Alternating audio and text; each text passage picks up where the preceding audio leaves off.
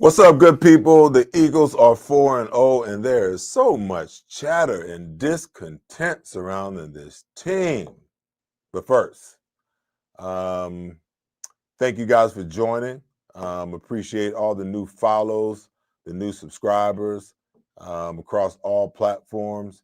Right here on the Seth Joyner Show channel on YouTube. Make sure you like, share, and subscribe. Tune in with us on game days, an hour and a half before kickoff and an hour and 30 minutes post kickoff for our pre and post game shows with myself, Derek Gunn, and Mark Farzetta.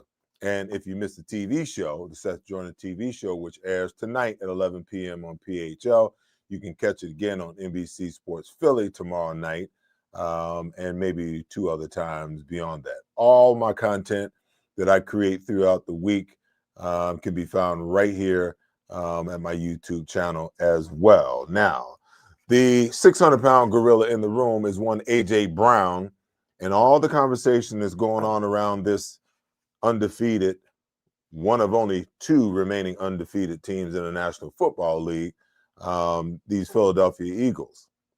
Now, I agree. Let me preface everything that I say. I agree that this offense has to be light years better than what it's been through the first 4 weeks. There's just no reason in the world why, you have an elite level offensive line, and they may be banged up a little bit. They may not be playing at their top level right now. But with an offensive line like you have, the skilled position players that you have surrounding Jalen Hurts, there's no reason for this team to be floundering for halves of football the way they did. Now, I know you guys know, but it goes without saying. I have to say it. The Eagles managed -1 yards in the entire second half. There's 30 minutes of football. Jalen Hurts went 0 for 7. And they managed a paltry 17 yards rushing in the second half after exploding in the first half. Now, people want to talk about the luck of the special teams and why this team is 4-0, and I will say there are 3 phases to the game of football. There's offense, there's defense, and there's special teams. And they all have to contribute to you winning. And you just never know when you need the special teams to step up because the offense is floundering, or the defense to step up because the special teams have put them in a negative position. They're winning because they're making timely plays at the right moment at critical junctures of the game. The rest of the game might not look all that great, but at the end of the day, if the main thing is to win, that's all that matters. Now, A.J. Brown. I'm old school, and I had a correction. The Seth Joyner TV show will air on PHL tomorrow night at 11 p.m. I had the great Dick Vermeil on my TV show. We taped it today. And one of the questions I asked him, I said, Dick, you and I both are old school in our thinking. He chuckled because I think he knew where I was going. I said, what do you make of what's going on with A.J. Brown? The team is 4-0. He's sending cryptic messages on social media and making cryptic statements. And what a bad thing to do in this market. Because if you're not clear and concise about what you're saying to the media has a way of twisting and turning what you say. And yes, I'm a part of the media now. They will twist and turn your words and the things that you say to mean X, Y, and Z, creating a narrative and creating chatter that lasts an entire week. A.J. Brown needs to stop that. Because at the end of the day, no matter what he says, he's not going to change anything with his words. Any change that you see in this football team is going to come via what they do on the football field. Okay? It's going to take the coaches, it's going to take the players, it's going to take everybody locking in, tuning in, put your head down, go to work. Okay? I understand that wide receivers are divas. I understand that they are about their numbers. But in the era of football that I played in, there were certain coaches that you respected, so you never crossed that line. And I know some of you old heads out there will remember me blabbing my mouth and talking about Rich Kotite. I've apologized, to my teammates, for some of the things that I said because I'm old enough and wise enough to know now that it wasn't going to change the circumstances that we were going through. Okay. It just created divides within the locker room. Some people want to shut the hell up. Other people co-signed the things that I said because I was saying it when no one else would say it. Okay. But for a coach like Buddy Ryan, I would have never crossed that line because I had way too much respect for him as a head coach. And there are a lot of wide receivers that are not performing and being productive to the level that they want to, and they've got this diva mentality about them. But because they respect the coach that they play for, they dare not cross these lines that A.J. Brown is crossing. I think we live in an era of football now where these young players are making so much money, and we've coddled them to the point that when they make mistakes on the field, the coaches take the blame for it instead of saying that it's their fault. I get it, emotional intelligence. We had to move in a different direction because of Chip Kelly and how he did business. But I think anytime you have these adjustments in the game, they go too far. Because at the end of the day, no matter how much money A.J. Brown is making, he is still an employee of the Philadelphia Eagles. And Jeffrey Lurie and Howie Roseman and Nick Sirianni need to nip this in the bud right now. They need to step to A.J. Brown and tell him to shut his mouth, stop it on social media, and play football. Remedy what's wrong between the lines. Not on social media, creating all this buzz around you while this team is 4-0. It makes no sense. I can see both sides because every player is concerned with, first of all, winning, but they want to be the best that they can be. I never played for the Hall of Fame or any of that kind of stuff because I was too busy living my dream. If it came, it came. If it doesn't, it doesn't. No biggie. Okay. It's not going to change my world in a way that some of these guys look at it. And I understand legacy. But you can build a legacy by winning championships. And this team is sitting at 4-4. As long as they keep winning, they're going to be in the hunt for another championship. That would be 2 for A.J. Brown. Okay? So you got to stop and think about what's most important. And when I asked Coach Vermeil about his opinion with this, he had a quote that blew my mind. Okay? He said, the best player at a position is not always the best player for your team. Now just chew on that a little bit. I need you guys to chew on that just a little bit. Because football, to me, is the ultimate team sport. You got 11 guys across the board in all 3 phases, and they all got to be working together as a unit in order to win. And sometimes all it takes is for one guy to upset the apple cart. Now, I'm not saying that that's A.J. Brown. What I'm saying is, if this thing persists, if the Eagles keep winning the way that they're winning, and A.J. Brown doesn't get his numbers, how is the hierarchy of this organization going to deal with this situation? He's the highest paid non-quarterback player on the football team. He's an important piece to what you do.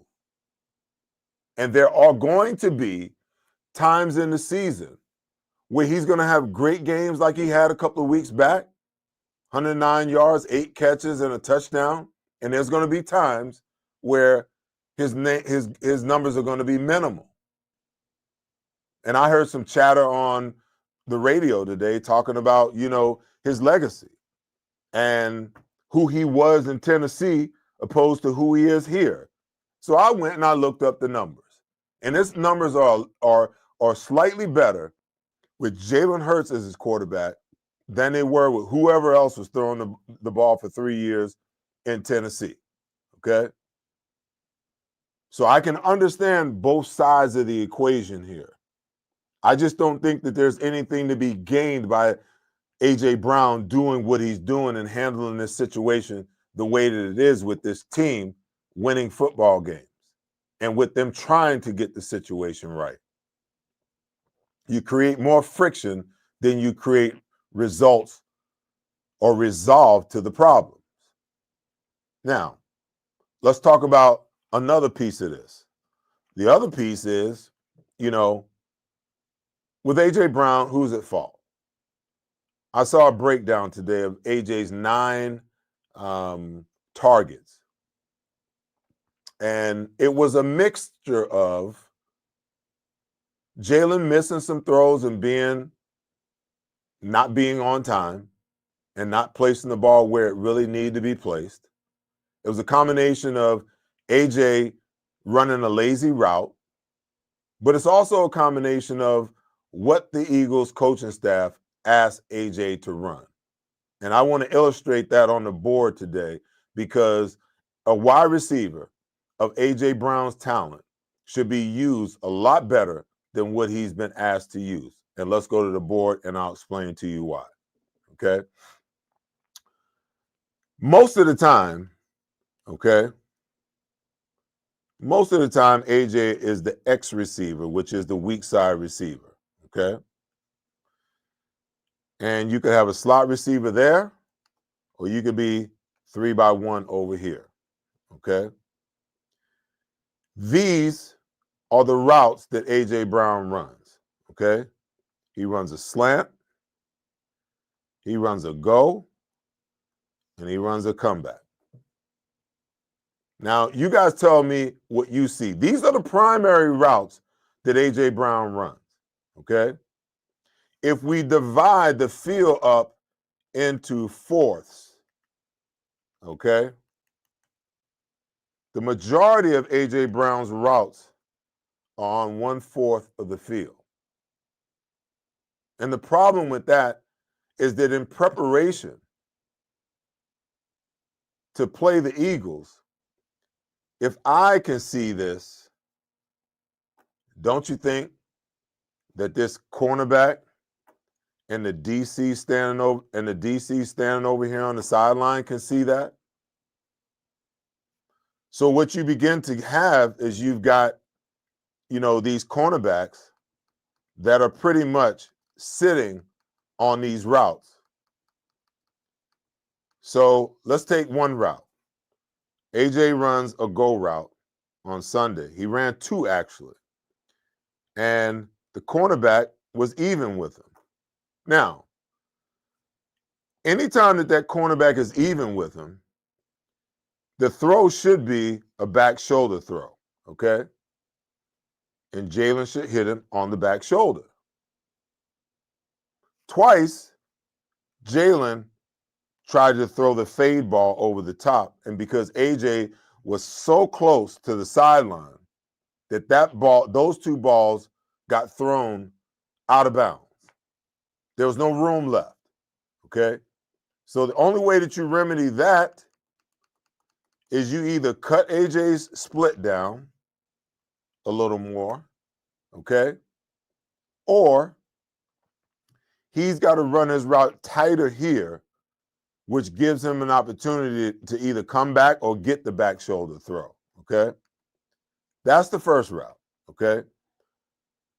In blitz situation, the sight adjustment that I've been asking for forever looks like this. So if I'm a cornerback playing outside technique and I know I got blitz on with a safety in the hole, I'm trying to push everything towards the safety, okay? I'm not worried about the slant and go so much because they haven't shown it. So the minute that AJ stutters and breaks in, this corner is jumping the route right now. And it's contested every single time. How do you fix that? Because if he's going to undercut that, okay, if he's going to undercut that route, okay, AJ slants and he's going to jump underneath it, then AJ's got to take that route back out. And that has to be an adjustment that we see from the coaching staff, okay? That's 2 routes, okay? The comeback route. AJ has gotten in the habit of running these routes a little sloppy lately. He'll push up, and he's not driving the cornerback hard enough, making him think that he's going to go deep to get the corner off. The corner is sitting on the drive, and when AJ comes back, he's jumping it. So when I talk about some routes that aren't that good, that's another one. And last but not least, okay, you got a cornerback playing outside technique. And AJ ran, there's one more route that I forgot that I left off the route tree because he ran this route on Sunday. And it almost got intercepted. He pushed up and just turned out, and the cornerback jumped the route and almost intercepted the ball, okay? Now, A.J. Brown is a phenomenal receiver, but he's got to get better at setting up his routes because most receivers, if they want to run an out route, they're going to push hard inside to get that corner to move over, stem him, and then come out. Now that corner has no other choice but to be on top. That's an easy catch and throw between quarterback and wide receiver. But if you're going to run it lazy, okay, and I'm a cornerback that's not really afraid of you beating me over the top or you running away from me, or if that safety is shading this way and I can take a little more risk, when you run this route like that, that's a dead giveaway all day long, okay? So now, Jalen's got to do a better job, okay? That's good, guys.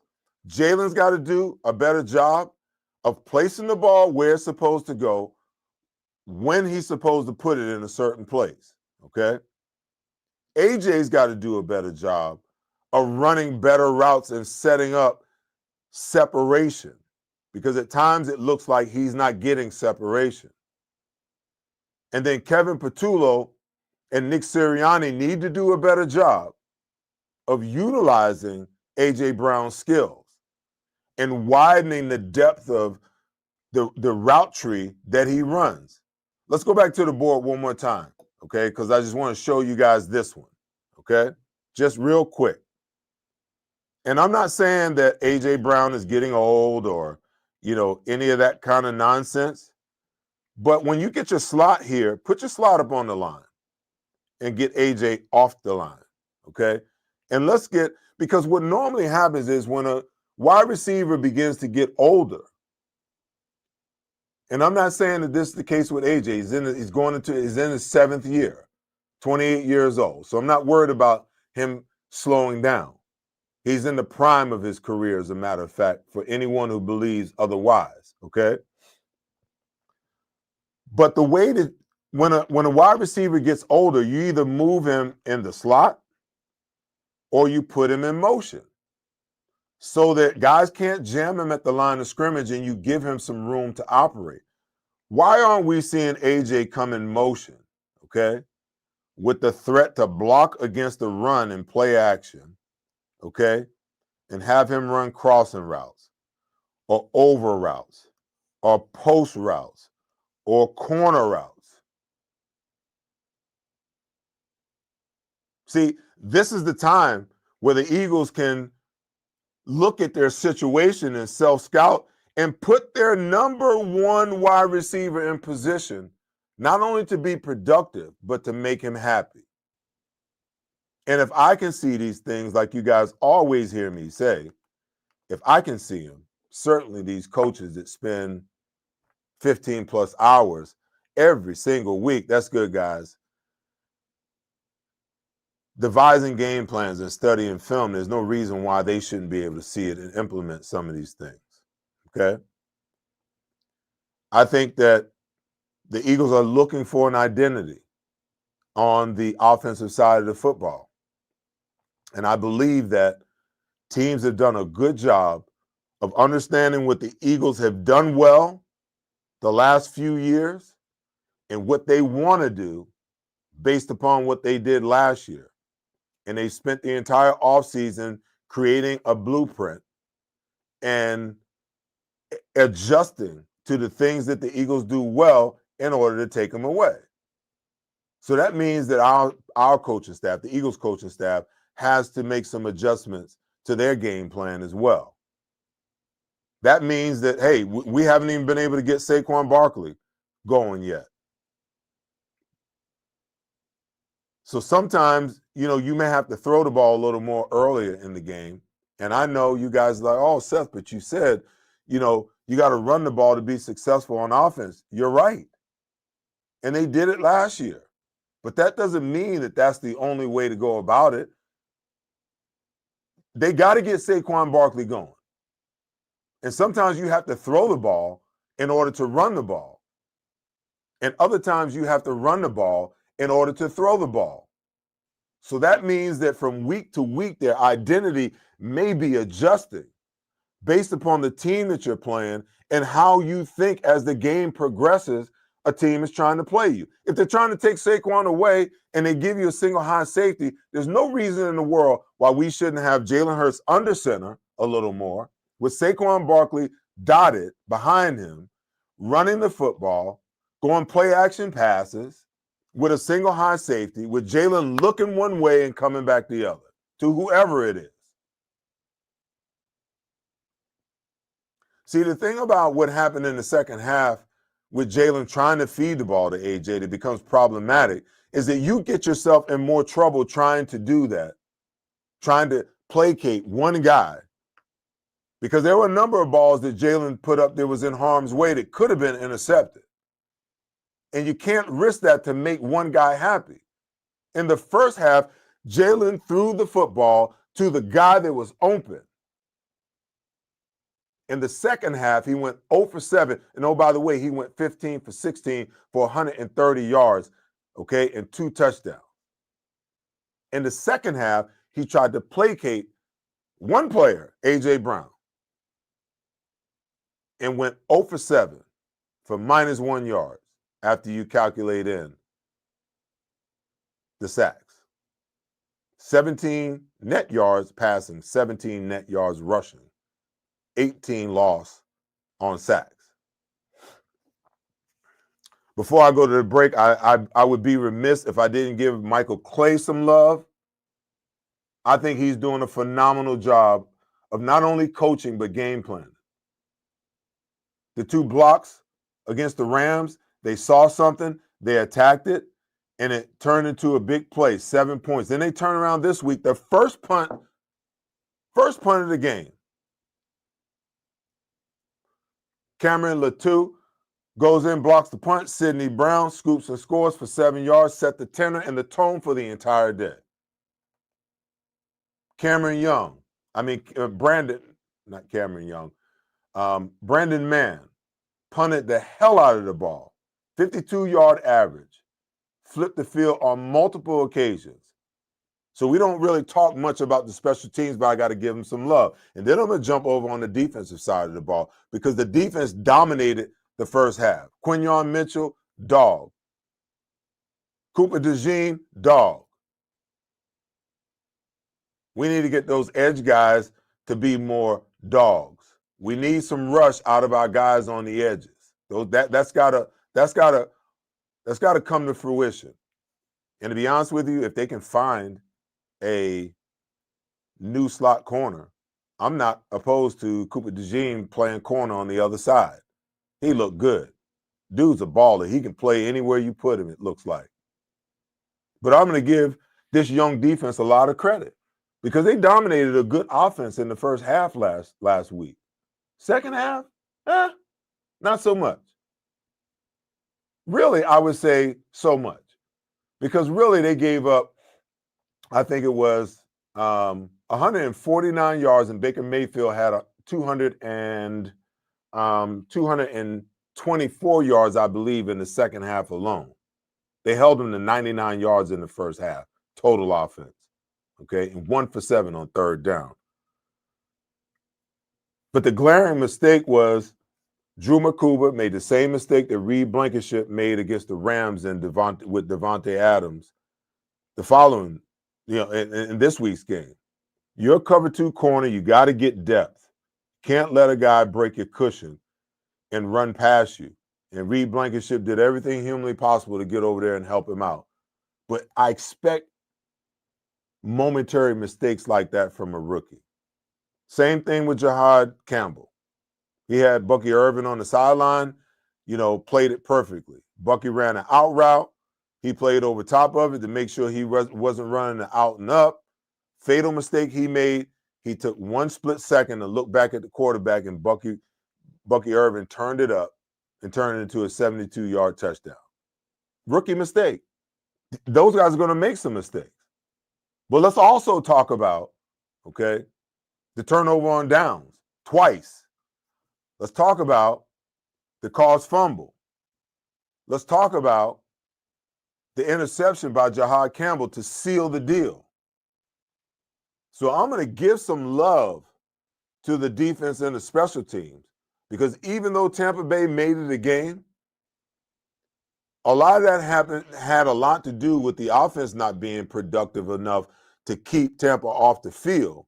And then you had 2 rookie mistakes that, quite frankly, we're going to have to live with and live through. Those guys would be better players for it, okay? Coming up next, I got my guy, Brian Westbrook. You guys know him as B. West, one of the most prolific running backs in Philadelphia Eagles and maybe even NFL history. Him and I are going to chop it up the second half of the show, but I'm going to break, pay some bills here right quick, and when I come back, me and B. West will chop it up the last 30 minutes of the show. See you in a sec. I know what you're thinking. Total glow up. What's her secret? Fine, I'll spill. I totally upgraded with Verizon. Everyone gets a free phone with any plan, even if you're already a customer, like me. Now I have Google Gemini. It's like a little glam squad in my pocket. Gemini, what eye makeup goes with this lipstick? I'd suggest a classic cat eye. Wow, setting the bar high for daycare pickup.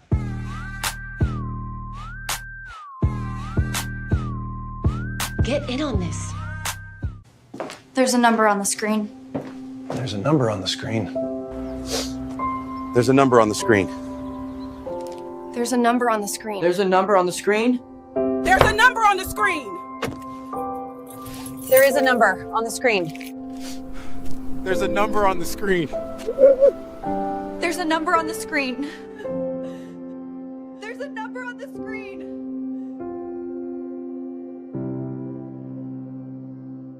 Since 1893, Weber Display and Packaging has been Pennsylvania's leading manufacturer of corrugated packaging and displays. We're family owned with 4 Philadelphia locations, 2 converting facilities, a warehouse, and a fulfillment center. Designed through delivery, we exceed customer needs. Weber Display and Packaging. Our core values drive everything we do. Come join our team. Welcome back, folks. You know what I'm going to do, because B. West isn't in the queue yet. I'm sure he'll be here, in a second. I'm going to have my producer just go ahead and throw up some questions. We'll do a little talk to him while we wait for B. West. All right. I know you guys got a ton of them. So let's grab a few, throw them up on the board, and, we'll chop it up until B. West shows up. And if he don't, we'll turn it into a talk to him Tuesday, second half of the show. So Troy Wheeler wants to know, so the first 3 to 4 games, an extension of the preseason, where the OC runs a little bit of this and a little bit of that. And as the season progresses, you get better and better. You get a better and better idea which team will be serious threats. Yeah, I mean, that's the theory. I don't agree with it. I just feel like, at some point in time, you've got to you've got to put the work in training camp in order to be season ready, because there's levels to the intensity. You know, when you go from OTA to training camp, from training camp to preseason to the regular season to postseason to Super Bowl, there's a intensity climb. And also, you know, as far as getting your body primed and ready to go, harden your body. I'm looking at all the injuries, all the guys that are getting hurt in the first few weeks of the season. If the mentality is to get guys to the regular season healthy to week 1, and then you start losing guys in week 2 and week 1 and week 2, then what's the point? You know, you might as well harden guys' bodies by hitting a little bit in preseason, playing a little bit in preseason to get them ready, because there's just nothing like that jump from preseason to regular season. And for them not to play any games, the last game that they played was the Super Bowl, and all of a sudden you ask them to go out there and go 120 miles an hour. To me, it just doesn't make sense. But what the hell do I know? Next question. King Dietrich wants to know, do I think that the hit did something to Jalen? You know, they're not gonna admit that there was anything wrong, because then that would mean that the NFL missed something. I don't think he was right. I was really shocked and surprised at the way he got up and the way he kind of stumbled when he got to his feet, that somebody upstairs missed it, because the broadcast copy showed it clearly. Now, I'm not going to use that as an excuse, because if a guy's in the game playing, then that means that he's healthy. They haven't indicated that, you know, there's anything otherwise. But something wasn't right for a while, and I don't know whether that affected the way he played in the second half or not. Next question. Next question says, what do you think all the taunting calls? I hate it. I absolutely hate it. Football is a game of trash talking. It's always been that way, because it's part of the psychological battle that goes on the field. You're not on a team if you don't have the physical attributes, but not everyone has the mental or the psychological attributes. I was a talker. I was a guy that, you know, that talked a lot of trash, because I always felt like if I could get you thinking about something other than what your job was, then my job was half done. You know, this whole taunting thing, I don't get it. If a guy is beating his chest or flexing, who cares?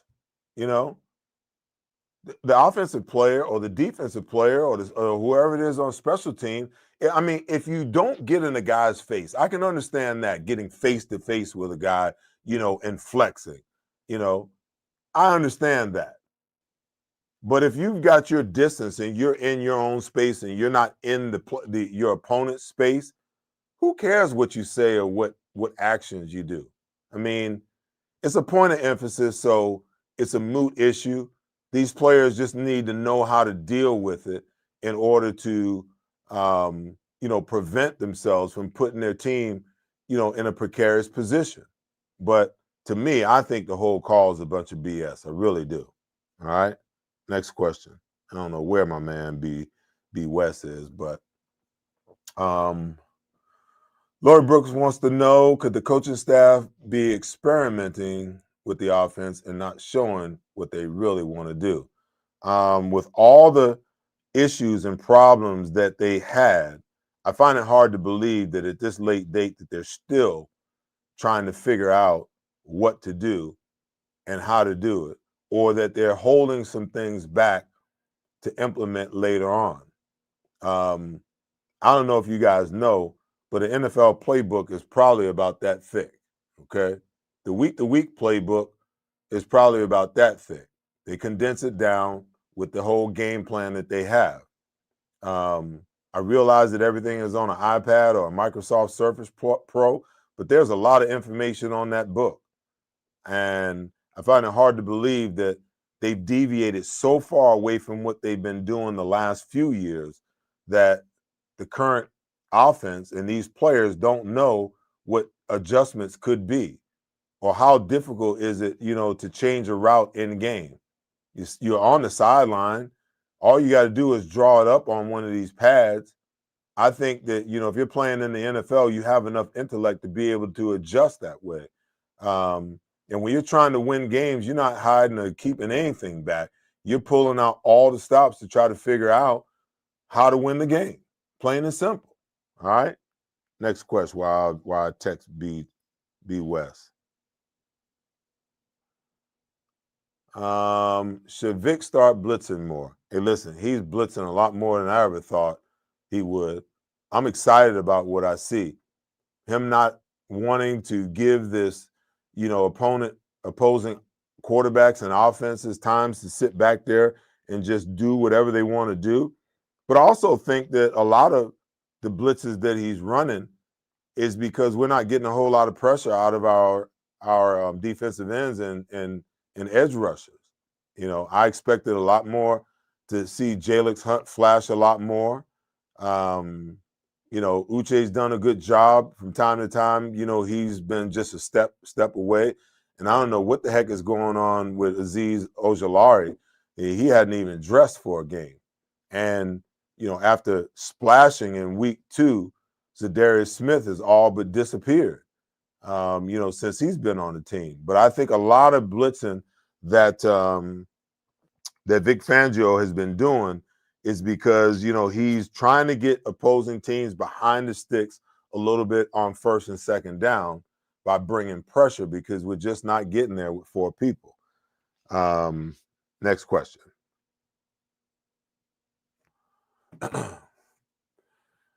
Brian wants to know, do I think A.J. Brown gets traded after this season for a big deal in return? Man, that is such a tough question. There's a side of me, the Eagles have shown that there's a certain type of player they won't put up with. When they moved off of C.J. Gardner-Johnson for the second time, it had nothing to do with the money so much as it did, what he meant in the locker room, his actions and reactions on the field, and the constant chatter that came from him. I think if AJ persists, it may be one of those situations where, a team will look at it and say, hey, he doesn't have what he needs in OC and quarterback. We'll be willing to give you somewhat of a king's ransom for him. And it wouldn't shock me one bit to see the Eagles, move that $33 million off of their payroll and use the multiple picks that they have to be able to move up and draft a bona fide player, early in the draft this year to replace him. Now, I hope that's not the case, because I still think he's a great player and can be very productive here. But, the Eagles are only going to go so far with this. And I think that they're hoping that AJ self-corrects rather than them having to go to him and say something to him. But sometimes, you just have to put your foot down and remind, players who's in charge and who they work for and who signs their checks. So we'll see. I hope that's not the case, but understanding the Philadelphia Eagle organization the way that I do and the way that you do, because you brought the question up, I don't think anything's really off the table. All right. Next question. Quick one, 2 wants to know, do defensive coordinators ever come together with OCs in preparation for a game? Sure. I mean, if you got an OC or a DC for that matter, that used to coach with an upcoming opponent, and they know that offense or that defense well, it would be foolish not, for that OC or DC not to get together with that guy and get some inside information. So absolutely. I mean, even as a player, one of my greatest regrets as a player, looking back, was not spending a little more time around quarterbacks that I played with to understand how they think, and not tapping into offensive coordinators and how they think, so that I could begin to, play the game on the other side of the ball to an even greater extent. So I studied a lot. So I was always prepared. But it was a whole different ball game being able to sit with an offensive coordinator and have him say, hey, when you got cover two, what's your thought processes? How are you trying to attack it? How are you trying to attack an over front or odd front, an even front? How when you're running the ball, what's your mode of operation?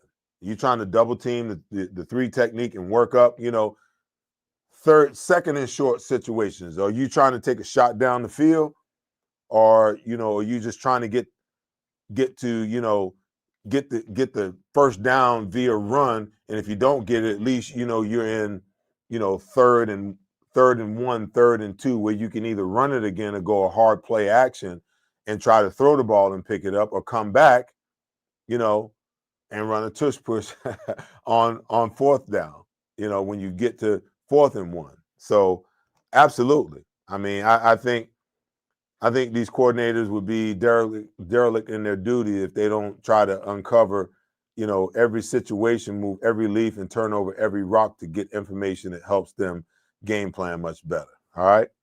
Next question. Looks like B West ain't showing up, so we're just gonna run through these questions the rest of the show.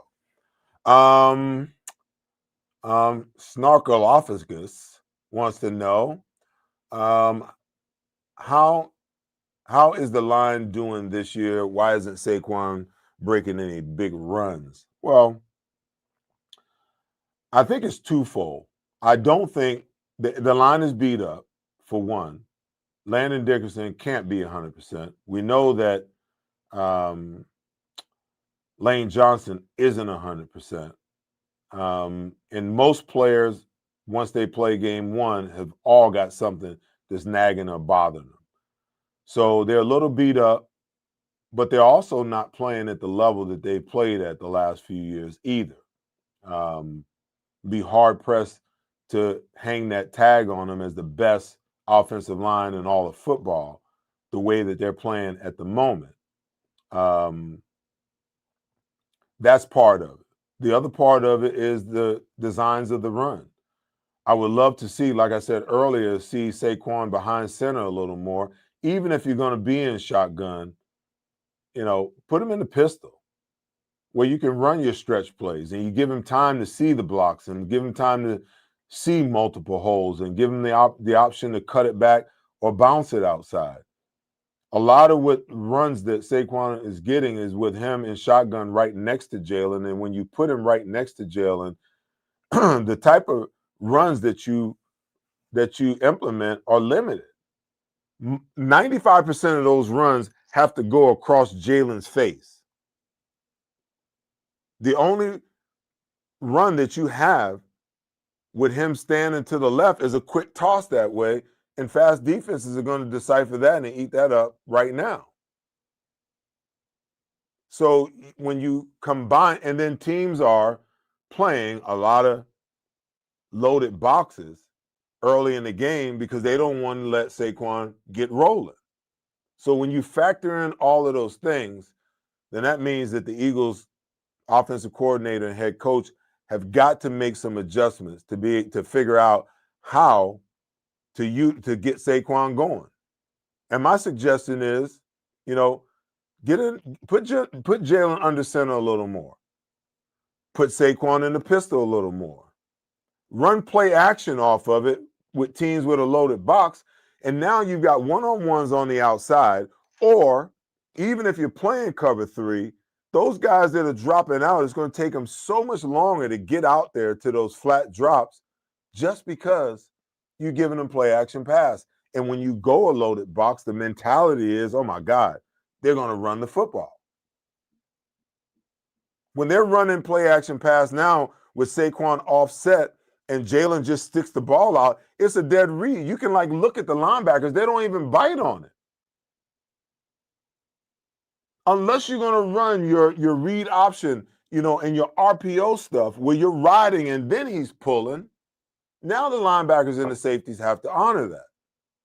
But if he's standing to the right or to the left and you just turn and show the ball and then pull it and drop back, That's not fooling anybody. So you're going to have problems passing the ball and extra problems when you try to run the ball when you live in shotgun with your running back, with your all-pro running back offset one side or the other 85% of the plays. I just don't get it. I really don't. So yeah, they got some issues. But hopefully, they figured it out in the past. Hopefully they can figure it out, now. Next question.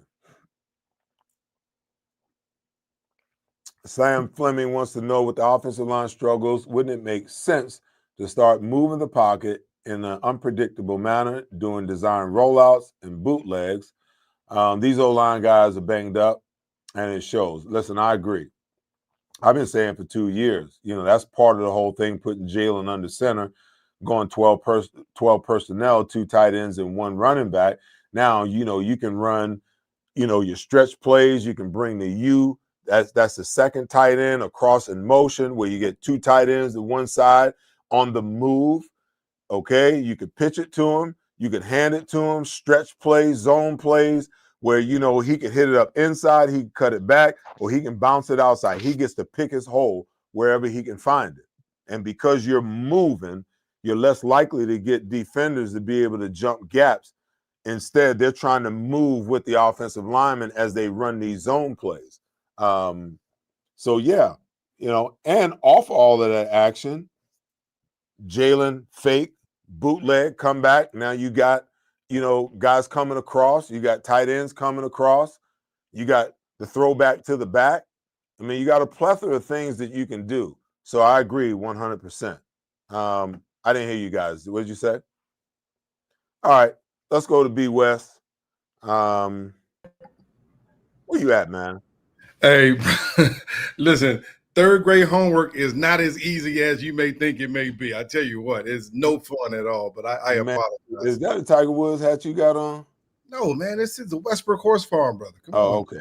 Yeah, I was about to say your ass is out playing golf, man. I wish I was. I need to get out there. Last time we played together, it was embarrassing, so I need to get back out there ASAP. All right, man. So I'm gonna give you an extra 5 minutes. We gotta get off air by 8:30, but let's bang it out. You were around and played for a team that had a lot of controversy between 5 and 81. Mm-hmm. It hasn't gotten to that level yet, man, but AJ just won't let up, man. And it seems like, at some point something's got to break. From your perspective, man, how do you see this thing playing out? And if you were the head coach, I asked Dick Vermeer earlier today how he would remedy it. And Dick's always going to say the politically correct thing. So I'm hoping to get the politically incorrect thing from you about how you will handle this. Well, I'm not like many people. I think AJ's upset. I think he has a right to be upset. I think he's disappointed. He wants to contribute. I mean, I went through games myself where Andy just refused to hand the ball off, and was throwing the ball. And not that I ever said anything publicly, but there were some conversations in private that I had to have with the coaches. AJ's doing a little bit different. Guys do things different these times than before. I don't look at it as big of an issue as many other people do, because I don't think that AJ is a really disruptive player. Now, this is where he's going to be disruptive. He's going to make his subliminal tweets and his posts and all those different things. That's one way to be disruptive, because the other players have to answer to it, right? Mm-hmm. The other players have to answer to it. I remember going through the T.O. situation, and T.O. just stopped talking to the media. So everybody else had to answer the question, well, what is he thinking? How is he saying? What does he mean by that? And so that's kind of what the other players are going to have to go through. But is he going to quit on the team? I don't think so. Is he going to put himself and his teammates in a position where they can't count on him if he has an opportunity to make a play? I don't think that he's going to do that. And so I think AJ's is a different type of player. I think he's going to voice his opinion through his subliminals type of stuff. But I don't think he's going to threaten the continuity of the football team, or especially on his play on the field. That's a big difference to me. Now, hey, listen, I don't really care. I don't think Nick Sirianni even cares about some of the messages that he's putting out there. But I think that this goes to say, hey, the squeaky wheel needs to be greased. And I truly do believe that they have to find a way to get A.J. Brown involved in this offense. Well, two things, B, because, they looked really good in the first half last week, and with Jalen just throwing the ball to whoever was open in the progression. In the second half, it looked like he tried to force feed AJ a little bit, and he had a couple of balls that were bad throws, but there were some bad routes, and a couple of balls that were in danger that could have been intercepted, that could really flip that game in the other direction. My issue is, because I've been in AJ's position before, and I've said some things, that as I got older, I regretted. I understand now that no matter what you say, no matter how you try to position it, it's not going to change the situation. It only just exacerbates the situation. And to your point, everybody else has got to answer for AJ. Well, what do you think he meant, by that post he put up on social media? Is AJ mad? Like, other players don't want to have to answer for other players. If you got something to say, don't cryptically write it.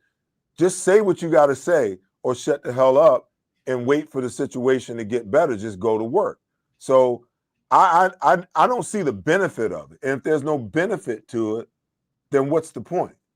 Well, I think the benefit from his view is maybe they see that I'm upset and they're going to start throwing me the ball more. Maybe that's the benefit from his view. I don't think that, and I don't know this to be true. I just believe that the relationship between Jalen Hurts and A.J. Brown is solid. I really do believe that. They were kind of, it felt rocky last year. They both came out and said, we're solid, we're good. And sometimes what happens is the next game, when I was upset at Andy Reid because I only got 10 touches, the next game I got 23, and I'm happy again. And the next game for A.J. Brown, over the next month of football, he may get 8 to 10 catches per game, and he's happy again. That's the relationship of football and players in football and guys that want to make a difference. And I believe A.J. Brown wants to make a difference, and I think he has the talent to make the difference. Now, here's the point. The good players on the team, quarterbacks find a way to get them the football. Just imagine Kansas City without getting Travis Kelce the ball. They throw him the ball. I'll never forget this, Seth. We're sitting in the meeting the Saturday before the game, and, we go through the first 15. And this is when me and T.O. were kind of new to each other. We're just figuring each other out. First meeting, he says, he counts 1, 2, 3. Out of the first 15, he had 9 plays, 9 opportunities to catch balls. 9 of those plays were called for him. And so now I started counting my plays. I was like, 1, 2, 3, 4. That's it. 4. That's it. And so Andy found a way to make sure that he was going to scheme the Terrell Owens open. He's going to find a way to get me in space as well. Now, as I got a little bit older, T.O. left, it started to be 9 plays for me, and then other plays everyone else had to get their own. I think they have to do a better job of scheming A.J. Brown open. And just this little stop fades and all, the back shoulder throws that haven't been accurate, those aren't going to do it. They're going to have to scheme him to be open. And I think the offensive coordinator is going to have to come and dig a little bit deeper into his bag to scheme better. If you do that, then A.J. Brown will catch some balls, and I think Jalen Hurts will have a little bit easier throws as well. Well, I talked about it, in my previous segment. I said the same exact thing. They line A.J. up primarily at X, whether you got the slot over there with him or whether he's over there in a 3-by-1. And he runs basically 4 routes. Yep. He runs a go route, a slant route, an out route, and a stop route. That's it. And he's only occupying 1/4 of the field. So as a defender and as a coordinator, what kind of advantage is that for me, knowing that AJ doesn't run anything across the numbers and he don't run anything shallow? That's right. Like, everything that I know that is right in this little box, this little quarter of the field, that I can expect him to be there at all times. Now, you talk about scheming. I'm talking about watching the film and seeing the routes that he runs. And you're not going to tell me that A.J. Brown can't run the entire route tree, but why isn't he? Why don't you have the slot receiver over on his side on the ball, him off, bring him in motion, run him on some crossing routes, run him on some corner routes, run him on some different routes, because right now teams are expecting for him to live on that one quarter of the field and run all his routes over there. So it's easy for them to scheme him and be able to keep him under control. Do you have any patience for this brand new offensive coordinator? That's the question to me. Now, the truth is this: he hasn't called plays. He's trying to get used to the players. He's trying not to make a mistake in the Super Bowl team, a reigning Super Bowl team. Do you have patience for him? You know, my answer is, as long as we're winning, yes. But there's been some close games where it could have ebbed and flowed the other way, and that's where we have the issue at. And so my patience is very thin, but I think you have to give some grace and some patience to this new offense coordinator to figure it out. He's been here a long time, so he's had time to understand what these players do very well. But I guarantee this week they'll find a way to get AJ the ball, and they'll find a way to make sure that he's open. And listen, I understand nobody wants to hear it. Nobody wants to see it, the messages, all that other stuff. But in this league, when the star player speaks out, he gets the ball the next week. That's just the way it happens. And I think it happened last year. You read the book. Next week, he goes off. He'll go off this week. He'll at least get more opportunities. Now, here's the thing. Jalen has to be a bit more accurate. I think AJ has to run better routes, personally. I think he can run better routes. He's a much better route runner, but that's what happens when you're disengaged. When you're not engaged in the game, your routes start looking lazy and sloppy, and then the quarterback can't get you the ball when he actually wants to throw you the ball. So one of the things that you do for receivers, we did it for Deshaun, we did it for Jeremy Maclin, we did it for T.O., you get them engaged early. When you look at the first 15, you want to get everybody engaged. So guess what? AJ blocks a little bit better when he gets a couple balls thrown his way. Same way to Devontae. Same way with the running backs. That's how you get things going. And as an offensive coordinator, you have to understand that. And that's the growth pattern that we have to see from our offensive coordinator. Or you're going to get more of these messages. You're going to get more of these saying something but not really saying something. They're upset. They're disappointed. I understand that. But we need to see some growth from everybody. Most importantly, I think, from the offensive coordinator. I agree 100%, man. I just wanted to stop because at the end of the day, I don't feel that like it really solves anything. Let's switch gears and talk about, your position. Saquon Barkley is off to an extremely slow start. What are you seeing? Because I kind of feel like the offensive line is not playing to the level that they played to in the past. They're a little beat up, a little banged up. But I don't see the creativity as far as, Saquon is concerned either. And the one good game that he did have, they kind of implemented, they went back to some of the RPO and some of the read option stuff. And it seemed like the other three games, they really haven't done that. I think it's simple. What we saw last year was the best offensive line with the best player in the NFL. It's simple. 2,000 yards. It was simple. And you talk about, and everyone's been talking about, I've listened to sports radio all week long. They're talking about, where is he getting contacted at? Where's that first contact? Is it 1 yard? Is it 1 yard in the backfield? Is it 5 yards down the field like it was last year? It's not 5 yards down the field anymore, right? And so it's hard. I don't care who you are. You're Barry Sanders, except for Barry Sanders, probably. Everybody else has to suffer because if you get hit behind the backfield, you don't get a chance to get going. Saquon is not excluded from that. And he's a special player. But if you're getting hit 1 yard down past the line of scrimmage, it's hard to gain yards that way. And so, of course, offensively, you can't get AJ involved.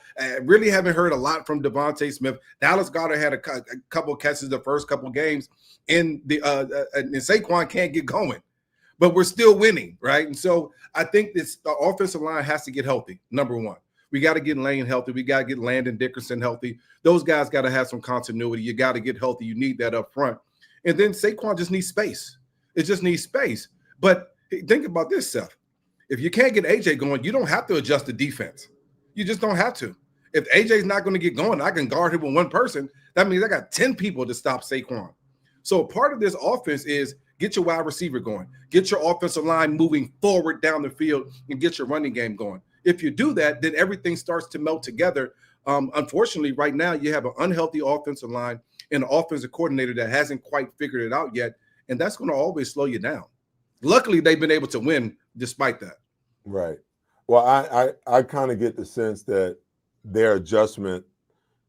I think Jalen said something about identity either after this game or last week's game. And, when they came back from the bye last week in week 6, it was clear that their identity was going to be a running football team, run first. Okay. I don't think that they can operate that way this year. I think there has to be times, to your point, where you've got to throw the ball early in order to make the loaded box back off by hurting them with the pass. And then once you make them back off, you got to be willing to now turn and hand the ball to Saquon with, creative type of plays. And then utilize him making plays in the run game with play action off of it. See, that's a piece of it that I think that's 100% missing, is that even if you're going to try, even if teams are going to load the box, they're loading the box because they think you're going to turn around and hand it to Saquon. Well, use that against them. Go play action pass. Seth, if you're a coach on this team and you came, or offensive coach on this team, and you came into this season saying we're going to win the exact same way that we won last year with handing the ball off to Saquon 25 times a game, then you're fooling yourself. You wasted your entire offseason. What defenses have been planning all year long is how to stop Saquon. Period. All offseason. How do you stop this guy? How do we get in the face and give him 6, 7, 8 people in the box immediately, and then bring the safety down and make Jalen throw the ball outside, right? That's what every defensive coordinator has thought about. And so, to me, if in the offseason you haven't figured out how to, get away from that and do something different, then we made some mistakes. And listen, I'm not calling for anyone's job. I'm not saying that. I'm saying we need maturity. We need our offensive coordinator to understand, get up to speed of what's going on here in the NFL right now, because they're planning to stop Saquon, period. And until you figure out how to get the ball outside, quick throws, how to threaten the defense deep. We haven't seen very many deep throws. I feel like we haven't seen very many at all. We have to find a way to threaten the defense in a different way. How do you back safeties off? You run past them. How do you beat the blitz? How do you do that? How do you get a team from blitzing you? You beat the blitz. And until you can do that, are you going to continue to see it over and over? And offensively, I think this team could be much better. The players are still the same. Offensive line has to get healthy and play better in the pass game as well as the run game if you want to see the success that we've seen in the past. Last thing, man.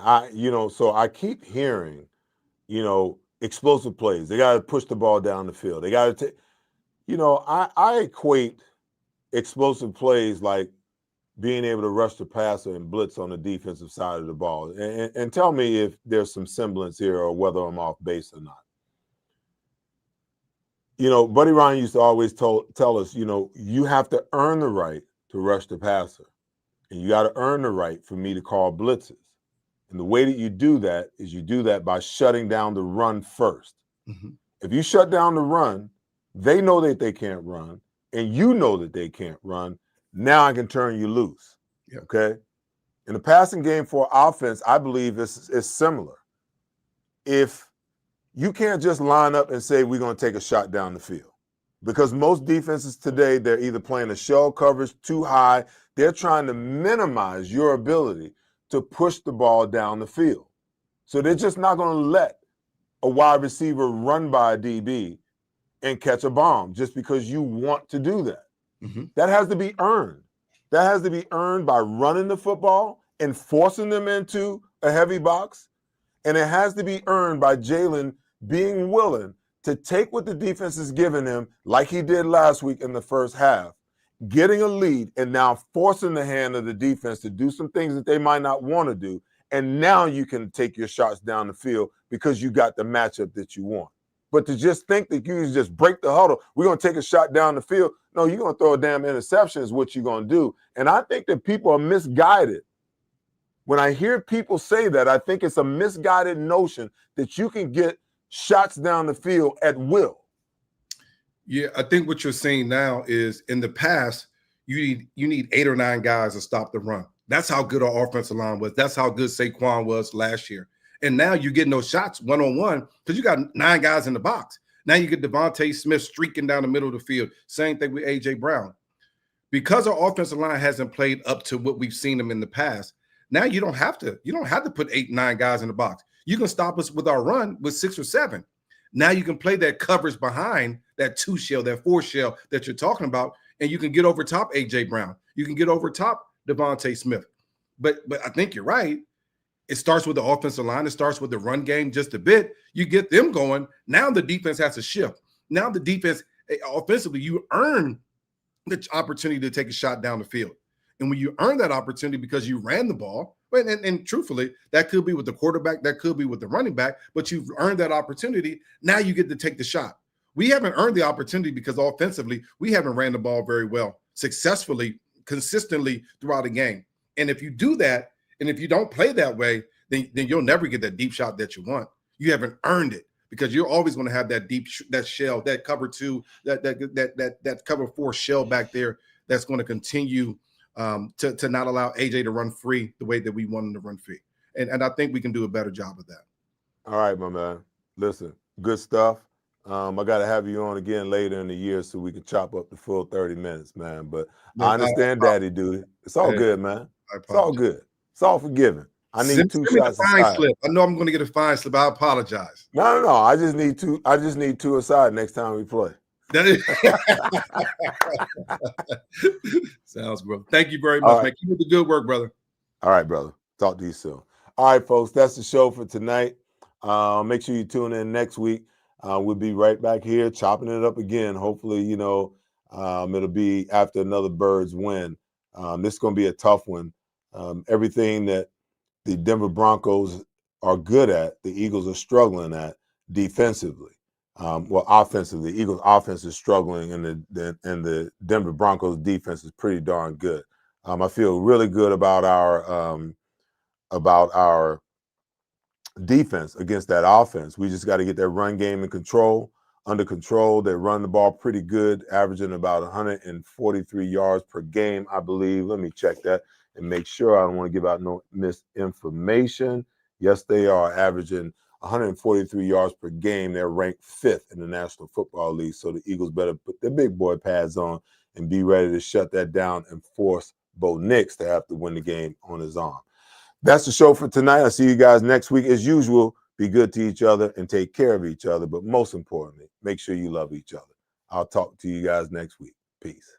At Revolution X, we know that fortunes are made in times of uncertainty. Are you selling your investment real estate? Are you interested in deferring your tax with a 1031 exchange? At RevX, we're experts in 1031 exchange planning and the use of passive real estate options using DSTs. Not in the midst of an exchange and want to invest in real estate but don't know where to start? Revolution X has institutional grade real estate options for any size investor right now. Set up a consultation at RevXWealth.com. RevX, defer the tax, maximize the gain. Gentlemen, are you ready for a wardrobe update? Introducing Divine Nine's Custom Menswear, your clothier for truly unique, custom-made threads. With Divine Nine, you can design your own one-of-a-kind suit, jacket, slacks, shirts, golf pants, and shorts, perfectly handcrafted by our skilled artisans who will bring your vision to life. Prepare to stand out from the crowd with Divine Nine's Custom Clothier, official clothier of Seth Joyner. Custom clothing made for you.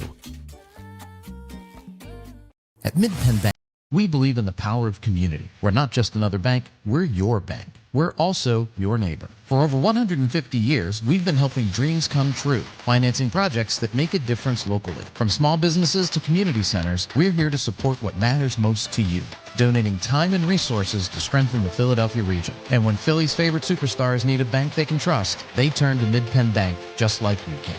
MidPenn Bank. Stronger communities, stronger futures. Let's build something great together. Pride, passion, and persistence. These are the values that drive us all at Ron Jaworski Golf. We strive to deliver outstanding conditions as well as playability for golfers of all ages and abilities. Our championship golf courses offer a variety of challenges from a link-style walk along the river to an escape into the pines and everything in between. My team at Ron Jaworski Golf is committed to delivering memorable experiences every single day. See all we do at ronjaworskigolf.com.